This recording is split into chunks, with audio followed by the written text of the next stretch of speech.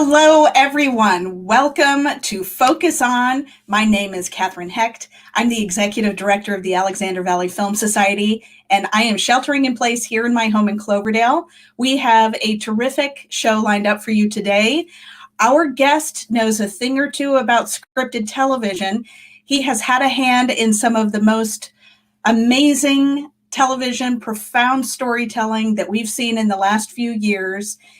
Let's see, I want to get this right. He's overseen Mad Men. He's overseen Breaking Bad. He greenlit Shrill and Pen15 or Pen15, which is a terrific new show, and developed Better Call Saul and Walking Dead. So this guy knows a thing or two. Why don't we go ahead and welcome right into our studio? Just like that. Please welcome Joel Stillerman. Hi, Joel. Hi, Catherine. How are you? Thank you for that lovely intro. Oh, you're welcome. It is so amazing to have you here. Thank you for joining us today. It's truly my pleasure. Good to be here. This is such a fun moment for me. I think all of those shows that I just listed, I've been a big fan of. But I just want to kind of go back and start from the beginning because I mentioned to you earlier, I want to talk a little bit about culture and having a hand that shapes our culture. But how did you even get into this line of work? How did that start? I think after high school and a few truly aimless years, I started gravitating towards music originally, and then we're really going way too far back in time for comfort, but that lasted a very brief period, and then I was sort of accidentally introduced to film through a guy who I sort of barely knew, who asked me if I wanted to work on his student film. Just a short anecdote, I did it. It was a couple of days in winter in Chicago outside in Grant Park. And I remember thinking, who in their right mind would ever want to do this? And then when I went to see I thought I was going to spend my life in nice warm recording studios making records or something. But the finished film, which was not a masterpiece by any stretch, but really sparked a huge, sort of transformation for me. And I very quickly changed my focus. I changed my school. I transferred to Emerson College in Boston and focused on film and TV after that. So everything in my life, a nice happy accident. Okay, well, that's what I was going to say. So this happy accident, you focus on film and TV, and then can you give us an idea of what happens between changing that focus and overseeing a script like Breaking Bad? Well, you have to be willing to sacrifice all your hair. That's a prerequisite. Although some people seem to make it through with their hair intact, but look, I've been very lucky. There is no question that my life is truly a series of happy accidents, maybe, punctuated by periods of just not completely screwing it up. I'll spare you the whole chronology, but, the truth is it really happened, kind of one step at a time. My first little tiptoe into post-college, producing and making stuff was at a small little special effects company that became a quite well-known and groundbreaking company. So again, happy accident number one of God knows how many. That company, really sort of blew up when I was there. This is back in the 1980s. I actually was fortunate enough to be there at a very young age, but when they were just literally grabbing any warm body saying, there's so much work, can you produce something?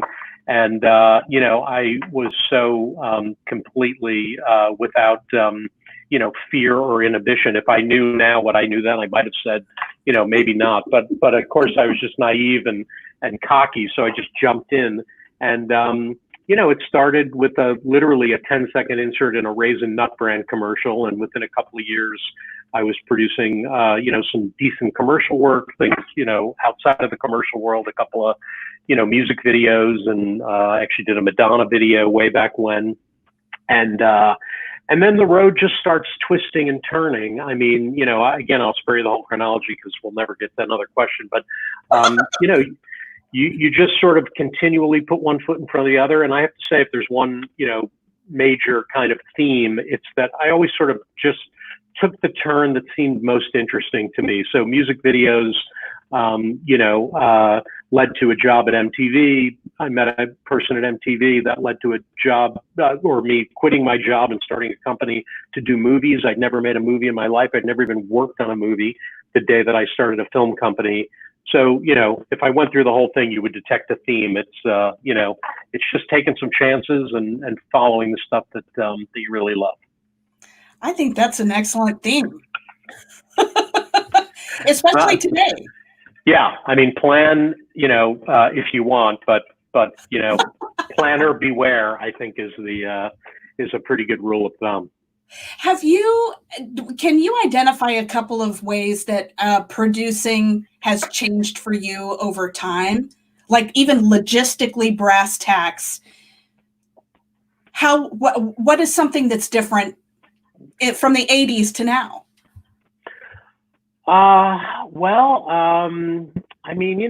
go to sort of fairly mundane things like, obviously the conversion to digital, right? I mean, I was lucky enough to have been kicking around when, that was not even a thing. So, I grew up in a film world, and obviously things transferred to digital over a very short period of time. That's, ancient news. And the truth is I have not produced. I mean, I'm just recently back in the producing game, but I've spent, 13 years or so on the executive side. I'm sure we'll talk a little bit about that. But I think the main thing that's changed as I think about, this new venture and going back to making things is that, just the whole nature of storytelling has changed. The things you used to have to think about with respect to, primarily first, really and foremost, is it going to be great?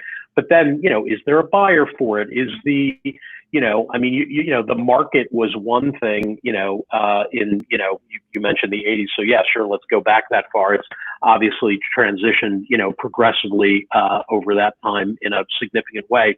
But storytelling is really different. I mean, TV is a great example, the transition from linear television to of any kind, whether it was HBO or CBS, was one thing. Streaming comes along and changes the game entirely. And, the creative process has to sort of keep up with that. And now, we've watched the whole idea of what, premium video content is just completely be blown up. You have, things like Quibi out there that places value on, 10-minute episodes, the lines between movies and mini series and limited series and, are all sort of super blurry, and it's all just one big sort of content pie these days. It didn't used to be that way, obviously. You had very sort of, not strict, but you had very clearly delineated lanes, and each of those lanes had a fairly, definable sort of path to success, obviously, at many different levels. But now I think, those lanes are really blurry at best and maybe gone, in some way. Yeah, that's an interesting point to frame that as like a content pie. And we got to talk a little bit about shows we may or may not be watching before we got started today. And do you feel like is it noisy to you, or has it grown noisier? Would you even classify it like that? Well, that's a great question. I mean, I'm the concept of noise, I think, is even very different than it was even a few years ago. I mean, the obviously, this massive disruption and transition to streaming, whether you're talking about TV or films or newfangled stuff like Quibi, has changed everything, like on a molecular level. But it's really changed the way you have to think about the concept of noise, because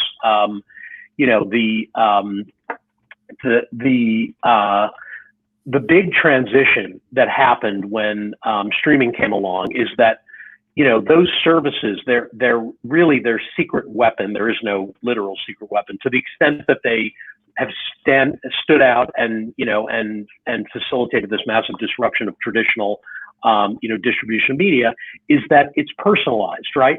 So my Netflix is different from your Netflix. I can't figure out, I guess my camera's background. My Netflix is different from your Netflix, and it's different from my kids' Netflix, and it's different from every one of my friends' Netflix. And so the only noise that matters is the noise that you're receiving in your world and how effectively that noise is sucking you in, to whatever, ecosystem you're trolling around in. So, this idea of like the big, I mean, obviously in the movie world, you still have these tentpole movies. The movie business, by and large, on the studio side has transitioned to a tentpole only business, right? You have, Disney, the biggest, studio on the planet, that makes 10 movies a year, that'll change. But, and they're all, giant, massive tentpole movies.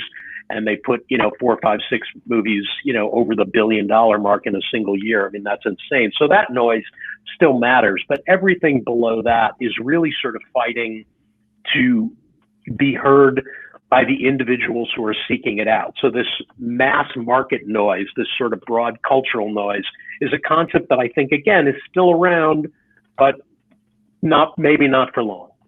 Well, Joel, I mean, I think that to put a fine point on what you're saying there, I think that clearly one of your skills, whether it's innate or learned, is being able to kind of parse through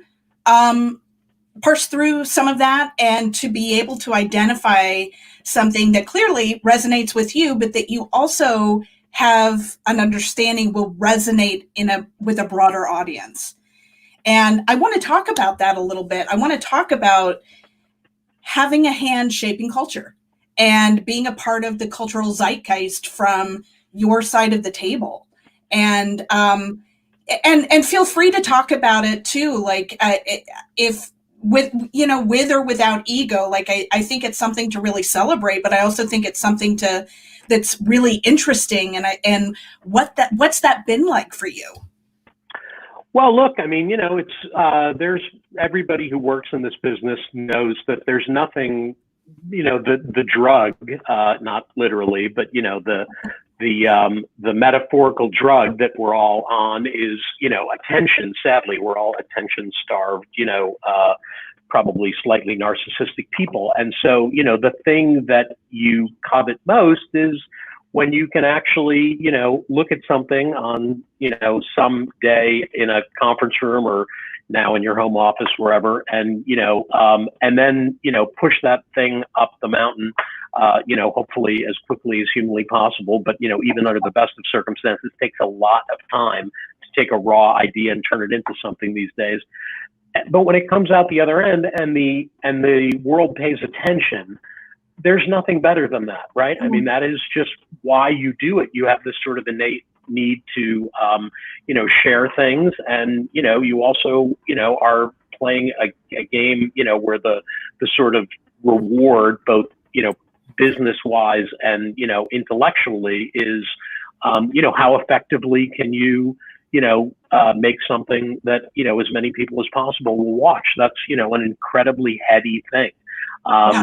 So, I don't know, how much, I don't think I've, changed the culture at all. I, maybe followed it a few times and, had a little success, but, I was certainly lucky enough to be in the right chair at the right time at AMC with respect to this last transition to, the new golden age of television. And, lucky enough to, be there at a time when, I think, we used to talk a lot in the early days of AMC about this idea of the anti-hero that became a thing. It's not really, driving it anymore, but, there was a spate of shows I could point to, some of which predated AMC. I'd point to The Shield, I'd point to The Sopranos. There are many more, but Mad Men and Breaking Bad sort of, kicked the door down, as much as anybody, for this kind of, idea of the anti-hero that became a big cultural driver for a long time.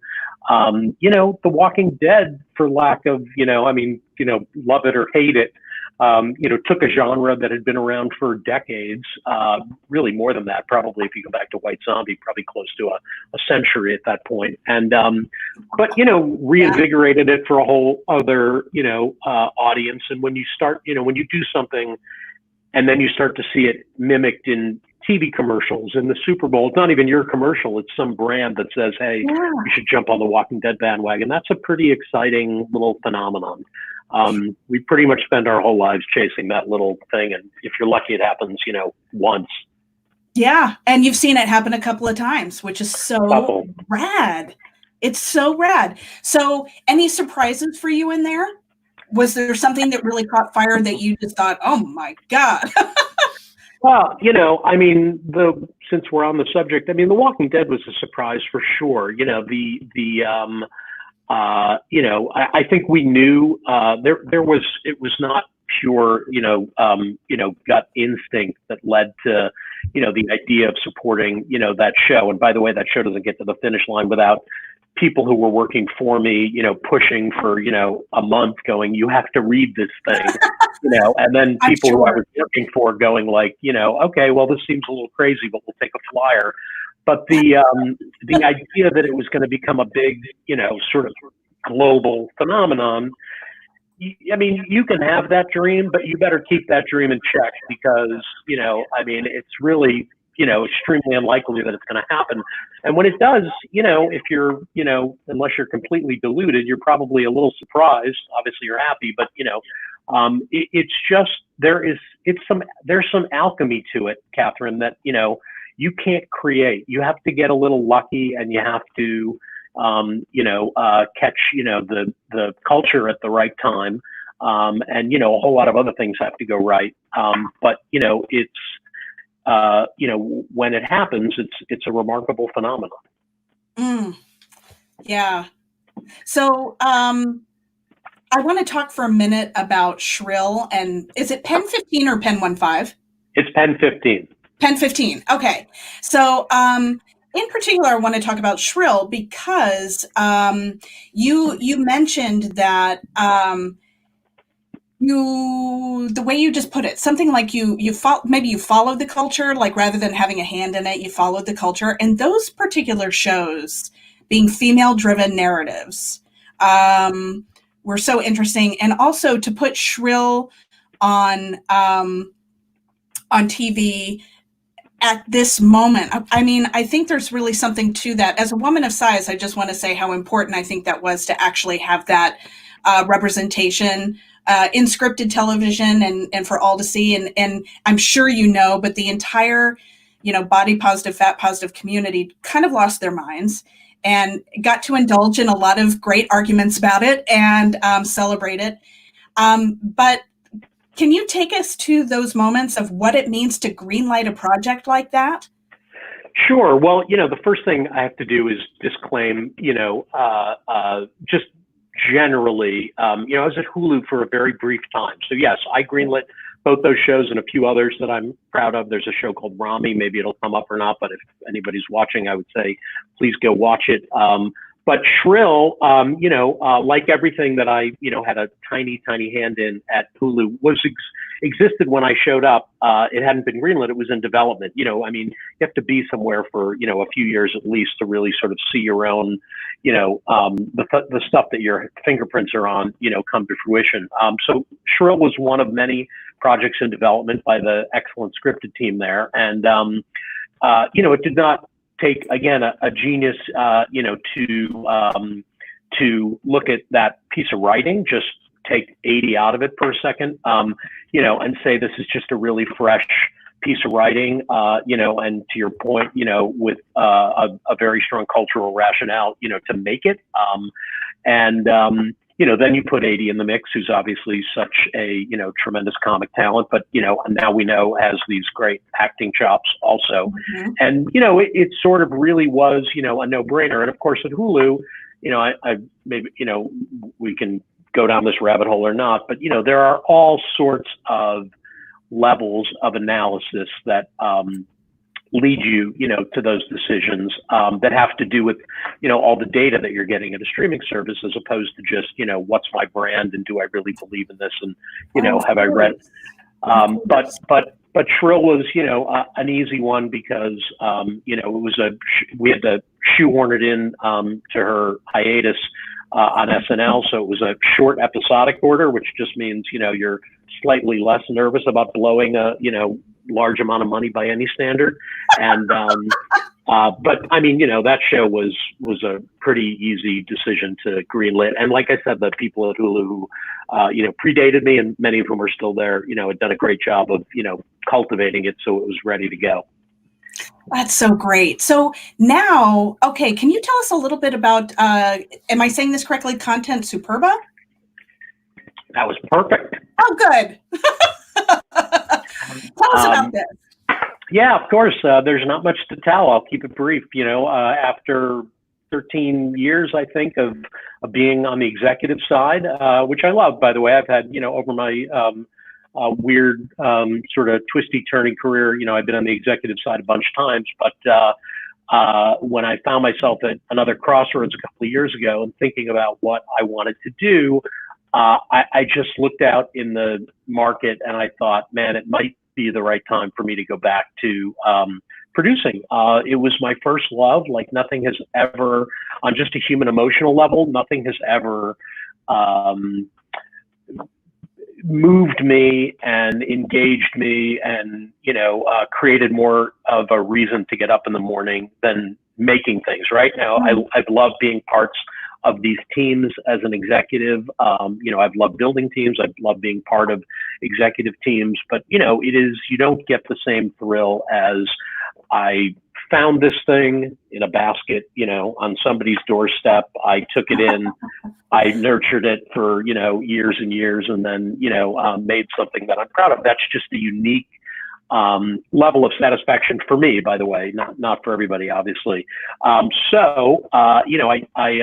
I started kicking the tires and looking around for a perfect partner, because you really need somebody in your corner, who can help you do that. In this case, it's a company called Endeavor Content, and they're a relatively new studio, only been around for a few years. I like the guys who run the company a lot, and I like what they've done. But more importantly than that, structurally, one of the things that was really important for me as I thought about transitioning back to making stuff was, where can I go where I don't have to, be, a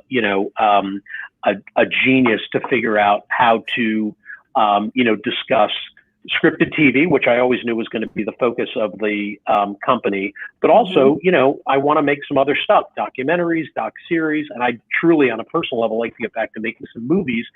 They are a company that I was able to set up shop with, where, it's one-stop shopping. In most of the big, older studios, those businesses are completely siloed. You have TV over here, you have movies over here. Maybe they don't even do documentaries, or maybe it lives in some other weird place. This was just a great arrangement for me, and they believed in what I was trying to build. And so we launched the company probably in September officially, and tiny little operation, I'm happy to say, coming from a company that had, I think 2,000 employees when I was there at Hulu. Not that I interacted with, more than, 1,950 of them, but, it's a big company. It's a big corporate thing. This is 5 of us, and, wow. We're very nimble.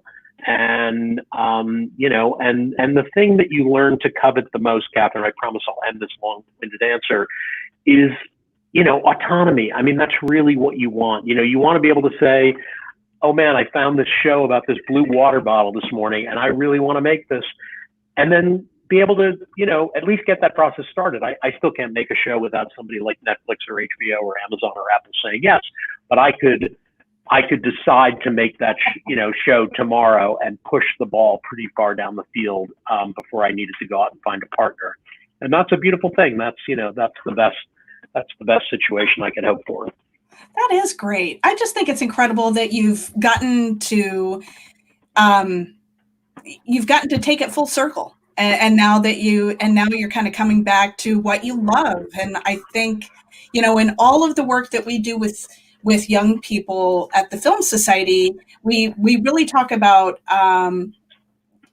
we talk about dreams, but we talk about, following things, doing things that are interesting to you. And we talk about relationships and keeping your relationships healthy and happy, because you never know who you're going to need to know when you get to wherever you're going. Do you have anything you can say about relationships and the impact they've had on you and your career? Oh my God, not to be reductive, but I mean, it's everything. I mean, I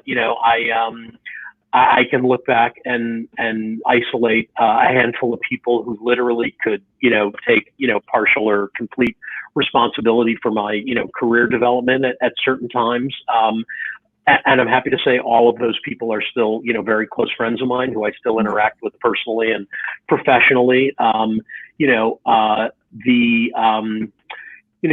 You take over when I went to AMC, one of the, because we weren't a studio at that time, again, I promise I won't make this too technical, I'll bring it back to relationships, but we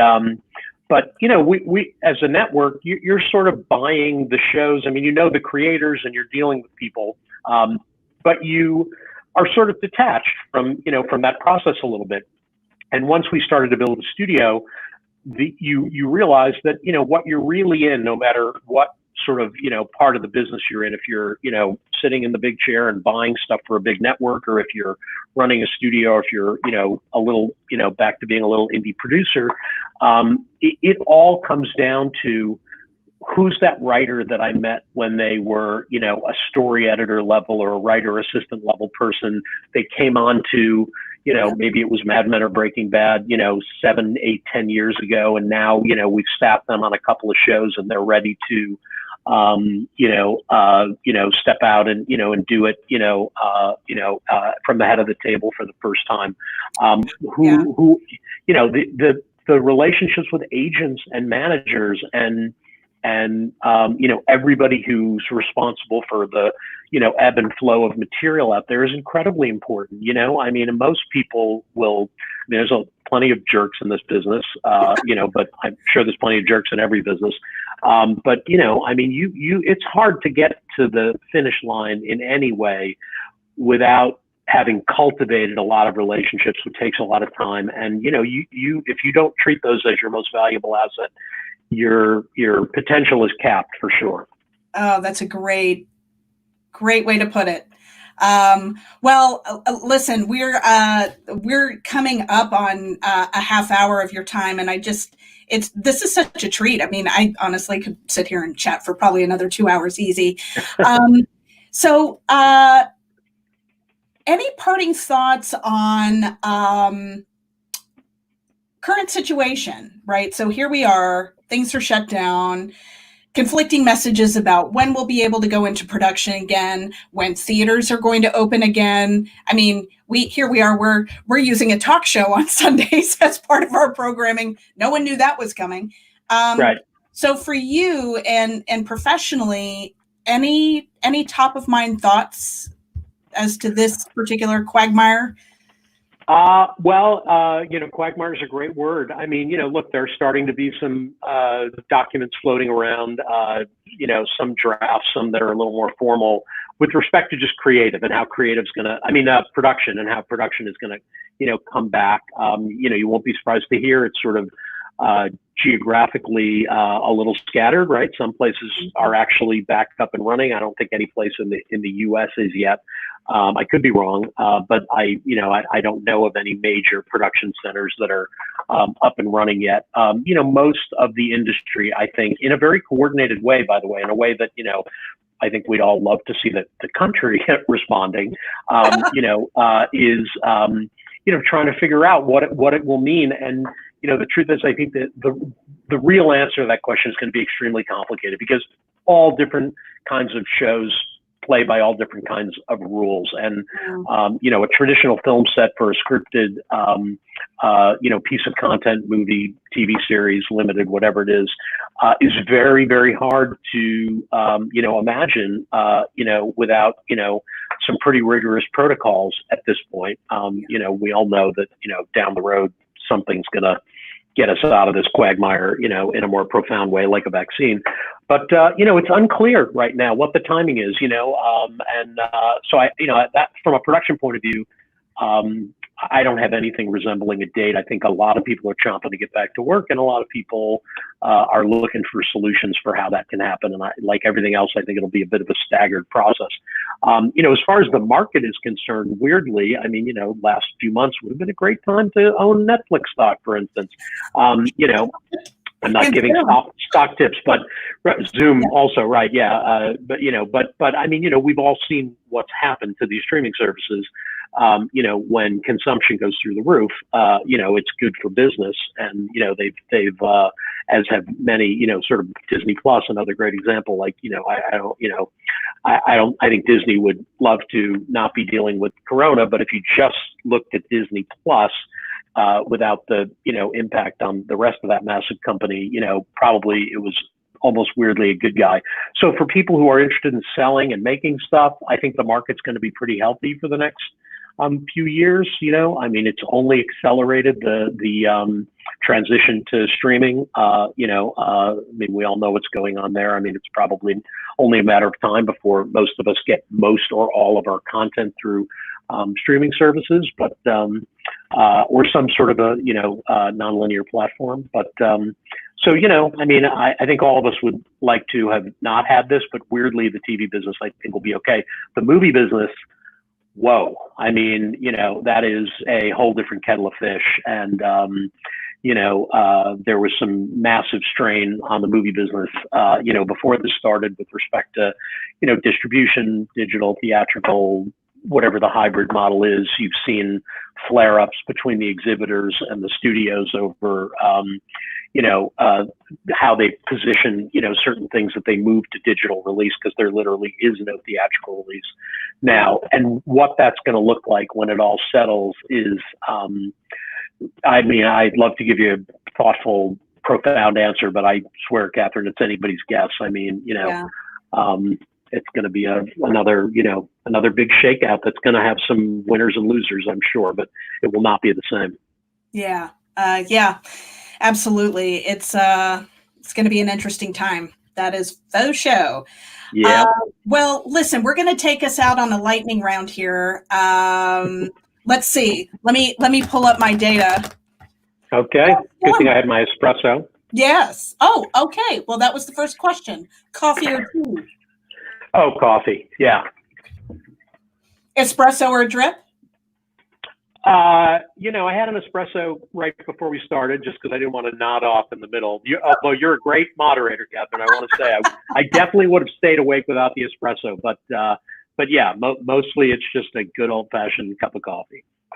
All right. Pizza or pasta? Pasta, probably. I'd give a shout out to my favorite pasta vendor at the Venice Farmers Market, but I'm not sure anybody's watching this in the 90291 area code. Yeah, well, okay. And there's a great pasta vendor, and I'm a little hooked on it right now. Aw, what about woods or beach?